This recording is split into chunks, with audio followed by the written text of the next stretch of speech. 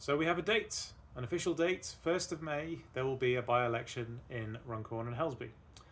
I've come out of the candidates briefing a couple of hours ago, and that's provided a lot of information.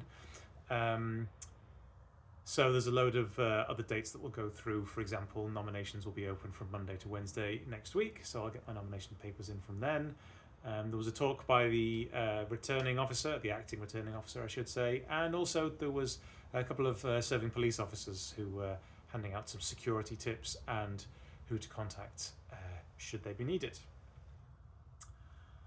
One of the things I wanted to raise about this, I know I keep going on these chats about how the system is unfair towards independent candidates, but I found out in the briefing that party candidates have been allowed to have a free copy of the electoral register since the 17th of March.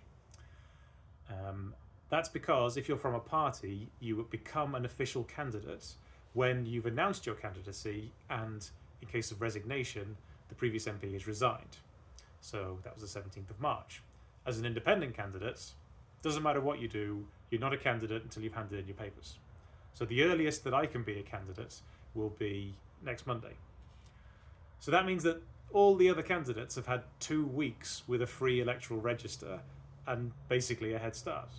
And not only does the electoral register give you access to data about the people in this constituency, say for sending out mailings, but also the nomination form itself, you have to include data which is on the electoral register. So everyone else, they just need to find 10 people to approve them and they can go down the register and put in their details. I have to go to 10 people and say, please could you sign this? Oh, and by the way, I also need your electoral number, which you don't know and I don't know. The quickest way to get it is to call the council and wait for 45 minutes on hold. That's a slightly harder ask than just getting someone to sign a piece of paper.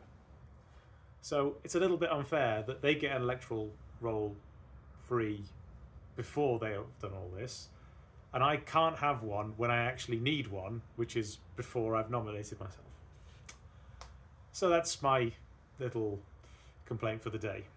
It does feel like the system is set up against it, and it feels weird that no one else seems to notice it.